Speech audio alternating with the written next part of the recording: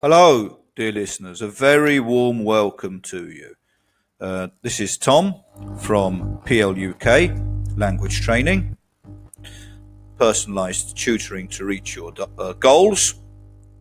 You can visit our website on Pluck Online. You can contact me on plukdevelopment@gmail.com. Today's topic is sponsoring sport activities. Some companies sponsor sport as a way to advertise themselves. Oh, I'm sorry. Bad cough today. Some people think it's a good thing, whilst others think there are disadvantages. Discuss both views and give your opinion. So, before we do that, I'll introduce the key words in context. Hopefully your language is here. If it isn't, contact me and we'll do something about that. Sentence number 1. Corporate sponsoring has its advantages. So this is a vocabulary introduction activity. Corporate sponsoring has its disadvantages.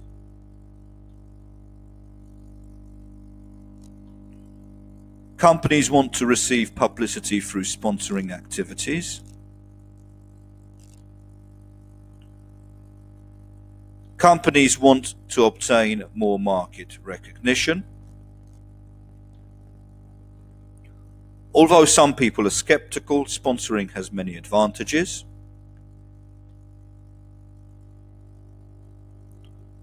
Financing football clubs through sponsoring is just as ethical as other similar activities. Despite this, people also see disadvantages. One can receive mutual benefits. The benefits deriving from such activities outweigh the negative aspects. The primary purpose of corporate sponsoring is to increase public awareness. People are driven by the urge to receive financial reward. It's important to pursue a healthy lifestyle. And here I want to focus on the verb to pursue, which has different meanings in English.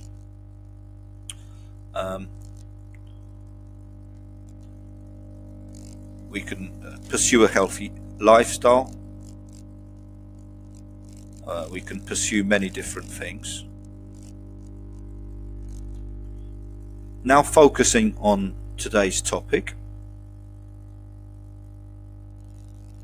This is an essay which I believe to be at a relatively high level. I think it's good enough, I'm definitely sure it's good enough for Band 9. And this is the kind of level you want to be aiming for. Of course, the content may vary, but let's have a look at the structure. So there's an introduction, 2 paragraphs discussing both views, and a conclusion where you present maybe your view. Okay, so many enterprises sponsor sports teams or clubs for publicity and market recognition. Although many individuals consider this practice to be just as ethical as other promotional material, others seem to be more skeptical. Maybe I'll change the word here, material, with activities. Here we go. Despite this, it seems to be noticeable that the benefits behind this marketing tool by far outweigh the negative sides. Despite the fact that the primary purpose of company sponsors is to increase public awareness of their activities, let's say, of their campaigns, so we don't use the word activities twice, or maybe of their existence. That's another option, yes? People in the general public want to be aware of the fact that this company exists. Okay, so it's very important to focus. When you write your essay, it might be in rough at the beginning if you have time. So you can always, all depends on the time you have, but remember to read it again, modify things. So let's start again with the first paragraph. Despite the fact that the primary purpose of company sponsors is to increase public awareness of their existence, there are benefits that arise, and we could also say that appear, both for the company and society. Firstly, any interest in sponsoring these kinds of activities. Now, the word activities has been used, okay, but it was used in this paragraph, so let's keep this. These kinds of activities. Polish people like to say these kinds of actions. I'm not a fan of this word. It sounds a little bit awkward. So these kinds of activities, without any mutual gains, benefits, etc., would make no sense. Well, let's maybe change these kinds of operations.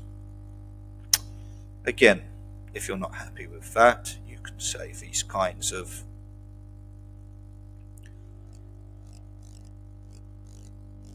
ideas, these kinds of events. That sounds good.